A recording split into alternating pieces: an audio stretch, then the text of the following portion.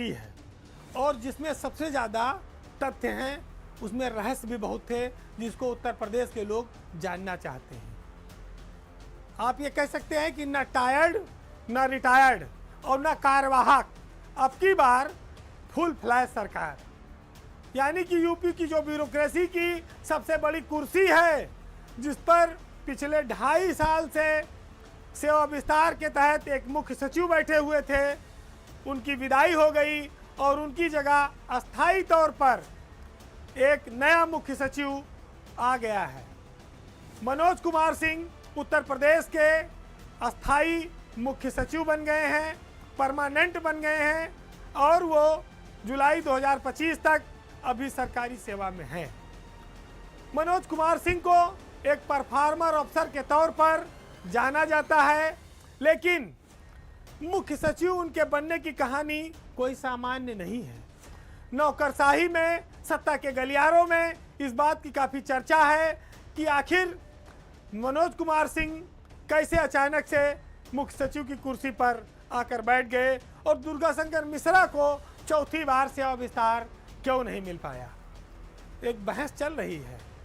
पहले लोग इस पर अटकलबाजी कर रहे थे और ये भी कर रहे थे कि आखिरी वक्त में दुर्गाशंकर मिश्रा एक्सटेंशन ले आएंगे, कोई चमत्कार कर देंगे और वही चीफ सेक्रेटरी बने रहेंगे। लेकिन आखिरी वक्त में जब पत्ते खुले तो मनोज कुमार सिंह का चेहरा सामने आया। तब ये साफ हो गया कि उत्तर प्रदेश में अब सेवा विस्तार वाले नहीं, अस्थाई मुख्य सचिव, तेज तर्रार अफसर बैठेंगे। वैसे ये हुआ कैसे? जो जानकार बताते हैं कि मनोज कुमार सिंह ही उत्तर प्रदेश में मुख्य सचिव बनने के सबसे प्रबल दावेदार थे, लेकिन दुर्गाशंकर कुर्सी से चिपके थे, वो छोड़ने को तैयार नहीं थे। वो दिल्ली में कोई बड़ा असाइनमेंट के लिए भी लगे थे, लेकिन अगर वहाँ ना हो तब तक ये काम चलता रहा है। यानी कि जब दूसरा लड्डू हाथ में आ जाए तब पहली कुर्सी छोड़ी जाए। तो इस चक्कर में यूपी में पिछले 2.5 साल से हिचकोले खा रही थी मुख्य सचिव की कुर्सी। लेकिन जब 30 जून का वक्त आया और केंद्र से उत्तर प्रदेश को कोई निर्देश नहीं आया, तो मुख्यमंत्री ने मनोज कुमार सिंह के लिए केंद्र को नाम भेजा और जब तक उधर से कोई रिएक्शन नहीं आया तो मुख्यमंत्री ने यहाँ पर मनोज कुमार सिंह को नया मुख्य सचिव बनाए जाने का ऐलान कर दिया। हालांकि दिल्ली के पास इतना ज़्यादा समय नहीं मिला कि वो ये समझ पावे कि यूपी में कोई अपना दिल्ली से आदमी भेजना है या किसी और के नाम को आगे बढ़ाना है। 29 और 30 में यह असमंजस चल रहा था, उसी दौरान यूपी में मनोज कुमार सिंह का आदेश जारी हो गया। इस बात को लेकर एक और तर्क लोग देते हैं कि चूंकि मोदी सरकार इस बार थोड़ी कमज़ोर है और दिल्ली में संसद की कार्रवाई चल रही थी, सरकार वहां लगातार बिजी थी, कई बहुत सारे अफसरों को सेवा विस्तार इस बार नहीं दिया गया। इस वजह से दुर्गाशंकर मिश्रा की गोट वहां फिट नहीं हो पाई और इसी बीच में सरकार व्यस्तता में उत्तर प्रदेश पर ध्यान नहीं दे पाई और यहाँ पर मुख्यमंत्री ने नया मुख्य सचिव तैनात कर दिया। लेकिन ये साफ है कि दुर्गाशंकर मिश्रा को जब 6 महीने का सेवा विस्तार मिला था तो इस आधार पर मिला था कि लोकसभा चुनाव है। लोकसभा चुनाव में बीजेपी बुरी तरह पराजित हो गई, तो ऐसे में अब उनके सेवा विस्तार का कोई औचित्य नहीं बनता था।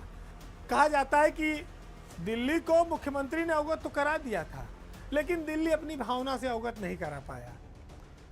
दोनों में क्या स्थितियां हैं ये वो लोग बेहतर जानते होंगे, लेकिन सीनियरिटी अगर आप देखेंगे तो उसमें मनोज सिंह का नाम सबसे ऊपर है और उन्हीं का हक इस पद के लिए बनता है। हालांकि मुख्य सचिव और डीजीपी की नियुक्ति में एक बेसिक अंतर भी है। डीजीपी के लिए सुप्रीम कोर्ट के निर्देश के तहत 3 नामों का पैनल यूपीएससी को भेजना पड़ता है, जबकि मुख्य सचिव के मामले में मुख्यमंत्री को यह अधिकार है कि वो जिसको चाहे तैनात कर सके, पैनल भेजने की कोई कहीं आवश्यकता नहीं है। लेकिन चूंकि डबल इंजन की सरकार है, इसलिए प्रदेश वाले इंजन को दिल्ली वाले इंजन से एक बार पूछताछ करनी पड़ती है। मुख्यमंत्री के भरोसेमंद हैं और राज्य में खुलकर काम करने के लिए, सबको अवसर समान देने के लिए मनोज कुमार सिंह की एक पहचान है। वो आईआईडीसी के पद पर भी रहेंगे, जो उनको और पावरफुल बनाता है इस ब्यूरोक्रेसी में।